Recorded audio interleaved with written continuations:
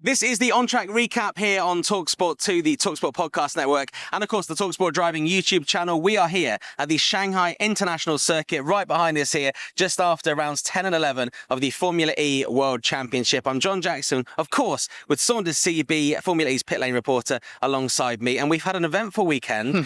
A dry race, which was very eventful, and a wet race that wasn't actually that eventful at all, which is quite a surprise for a wet race. It is a surprise for wet. That's kind of where Formula E comes to its own, because the majority of the races are so eventful. When you have one today and there's a little bit of wet weather, it can be seen as uneventful, but still, I guess, if you compare that to other motorsports, still eventful. What is weird, though, is the last three doubleheaders we've had a wet race and a dry race. We're giving the fans exactly what they're paying for. Well, and you've just said to me before this that Jakarta's coming up next, and it's also raining there at the moment. So in 3 weeks' time, we might have another wet race. But anyway, let's talk about this race. For Oliver Rowland, he comes into this championship weekend with 7 races to go. He had a 77-point lead at the start of the weekend. And I kind of got the vibe that from a lot of the drivers is that they kind of just conceded that Oliver Rowland is going to win that championship. And actually, Antonio Felix da Costa and Pascal Wehrlein from Tag Heuer Porsche were basically saying our focus has completely switched to the teams in the Manufacturers' Championship for Tag Heuer Porsche. But, I mean, for Oliver Rowland, if he scores no more points for the rest of the year, there is a mathematical chance that one of these drivers can get past him. But you've never seen a lead like this before in Formula E. No one has. You know, it's record-breaking, this lead that he has. But I think today there is a little chip in the armour now. And this is the thing. I think they've unlocked that these days can happen for Oliver Rowland. It isn't a fulfilled prophecy. So maybe now the fact that Nissan have been knocked off the top spot in the teams and there's a little bit less of a gap in the drivers, there's more to play for. I'd be interested to know, going into Jakarta, if the drivers still say the same, pedal the same line about it being all sung and done. I don't think it is. Yeah, not at all. Obviously, Formula E is the all-electric World Championship, where on a Saturday, on a double-header weekend, we have Pit Boost, which is an energy increase for the cars in a mandatory pit stop, and it kind of throws up different strategic plans for the teams. So let's just actually first of all enjoy the final few moments of the race. And this included a fantastic drive from someone who knows what it's like to win the championship, Jean-Eric Vergne in the DS Penske. Into the final complex of corners for the last time of the race. Will Dan Tickton be able to do anything for second place? He sweeps around the outside, but Jean-Eric Vergne's trying to make it a DS Penske 1-2. Out through the final corner, it's Max Günther to take victory for DS Penske, and across the line, out of absolutely nowhere, comes Jean-Eric Vergne to make it a DS Penske 1-2 at the Hankook Shanghai Prix. So a great win from Maximilian Günther, the German driver, driving for DS Penske, his second race win of the year. Jean-Eric Vergne coming from 5th to 2nd, having that battle with the drivers up there, Taylor Barnard, who finished 3rd, and also Dan Tickton involved there, who I feel a little bit unlucky for because, you know, he kind of had nowhere to go and Taylor Barnard sneaked around him as Jev went past him. But you kind of think that after that moment, we kind of had something to look back on that may have been slightly sinister. Yeah, I mean, I think if you look back at some of the moves made by Taylor Barnard and look at the 2 moves made by Jean-Eric Vergne in that final lap, they're quite aggressive. I mean, they're not against the rules by any means. They're very much within the style of racing that we know and love in Formula E. But yeah, didn't please some drivers down the pit lane that certainly had some comments to make about their style of racing, let's say. Okay, well, let's hear from our top 3 then. Race winner Maximilian Günther, followed by his teammate Jean-Eric Vergne, and then Taylor Barnard, the now 21-year-old, he was 20 at the time of this, who came home 3rd for his 5th podium out of 10 races this season. Your second race win of the season. Perfect strategy, because when you start on pole position in Formula E, it doesn't mean that you're necessarily the favourite to win. Yeah, really, what a day for us as a team here to see the P1, P2 is incredible. Very, very proud of what we've done today, and yeah, really mega day. Already qualifying was super strong. Had a very good feeling in the car. We delivered really good laps, and yeah, that was the first milestone of the day. But as you mentioned, you know, in Formula E, these races are so complex and long, especially a race like today with 50 pit boost. And yeah, we just really managed well, good execution, obviously good pace, but as well, very, very good strategy. We waited quite long with our last attack mode, just because we were able to, being in front and then having this overlap and good energy at the end. This then gave us the shot for the win, and it was quite clear that then I needed to pass Ollie and try to disappear in the distance and try to gap him as fast as I could, and this worked out nicely. And then I saw the guys fighting for P2, and then I just did the most efficient laps I can, and winning with 7 seconds is pretty awesome. We obviously saw the big celebrations for the team as you both crossed the line. There were a couple of tears from Phil Charles as well. How influential has Phil been since you've started working with him personally? I mean, it's been very good. He's he has a huge amount of experience as well in Formula E. He used to be my race engineer in Formula One, so it's great to work with him again. And obviously, when you're not winning, you're going through some pressure. And I think that feeling of relief and winning and having a 1-2 is some weight off the shoulders. And of course, when you go from race to race, having not the result that you want, you kind of feel the pressure, which I wouldn't say it's a positive one, because you need to do better. I mean, we needed to do better as a team, and I think that's what we've done all together. We put aside the bad races that we had, and I think he can be very proud of the team, of everybody, the engineers, that work with him, and because it's an amazing result. It's a shame tomorrow we have a race, because that certainly would be a day to celebrate together as a team. But hopefully we can have another strong race tomorrow. Anyway, no, we take the plane, so can celebrate later. We'll move on to Taylor. 10 races this season, 5 podiums for you in your rookie season. Just put into words what that means. I know you were aiming for maybe 1 or 2 podiums across the whole season. Yeah, I mean, it's an incredible start that we've had, not just myself, but the team as well. I think the steps they've made from last year as a team have been incredible. And obviously my first season, I couldn't ask for much more than what we're having right now. I think today was a great test to the strengths of everyone in the team, because we dropped back right to the back of the field at the beginning of the race. And the strategy and everything that the team have done was incredible to get me back onto the podium. So it's a big thanks to them as well. So a great podium for DS Penske. That's the first time in this guise DS Penske have had a 1-2 on the podium, which is fantastic for them. Yes. It means they move up in the team's championship a little bit. But for Taylor Barnard, he was 20 on Saturday, 21 following the race on Sunday.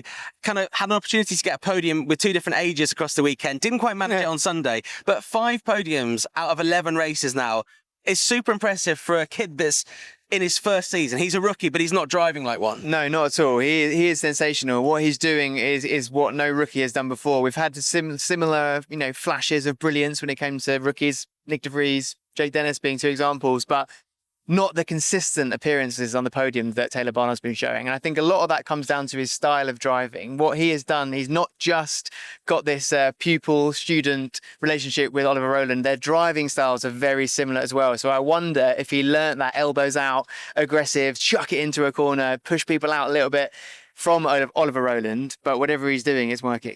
It really, really is. Oliver Rowland then took an 86-point lead into the second race of the weekend, even bigger than the unprecedented lead that you've seen already, Saunders, and you've been around a lot longer than I have in this paddock.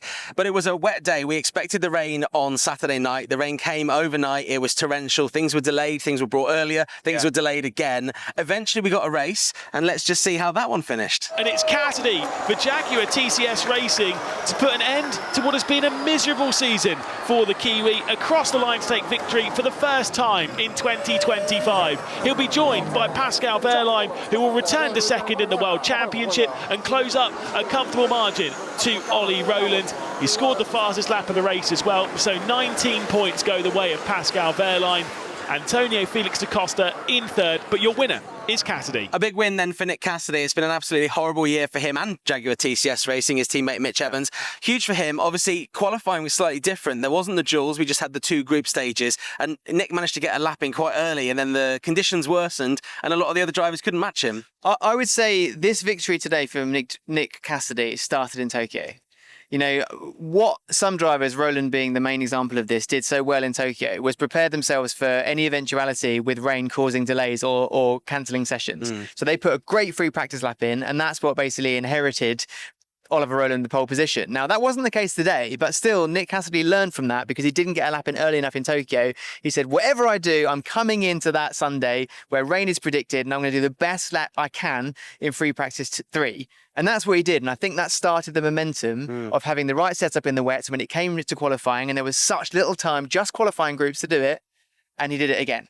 got on pole position. And in a race like this, with the conditions as they were, starting behind the safety car, the best place to be, unlike normal races in Formula E, is at the front. And winning by 7 odd seconds at the end proves that. Yeah, both in track position and also not having spray in your visor. We saw some of the onboard cameras from some of the other drivers. Absolutely horrific conditions for them to drive in there.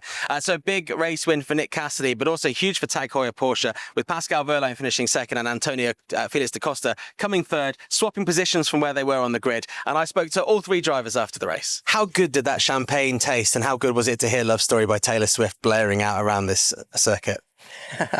Yeah, certainly very good. I mean, massive relief. I'm very proud of our season last year. I think, I've had an amazing time since joining Jaguar TCS Racing. So they've supported me from day one, and I think it was just super, almost unnatural, the season that we had last year, and now this year's been tough. We've not quite had the car.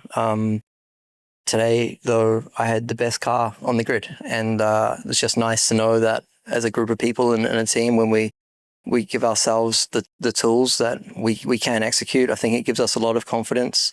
Everyone in my team rides the waves with me. It's not just me that feels down, it's them too. But they haven't given up. They're still searching for answers. They're still searching for performance. And today and this weekend was proof of that. So yeah, very, very happy. Moving on to you, Pascal. Nick alluded to there, felt that your car was potentially a little bit quicker at the start. Was there possibly a way that you could have challenged Nick for the race win if things had gone differently?